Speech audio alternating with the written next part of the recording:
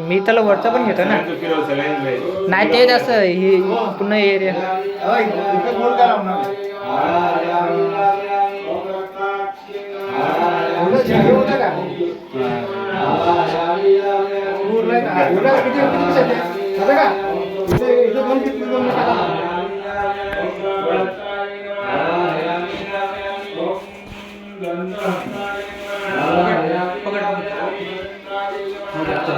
नाही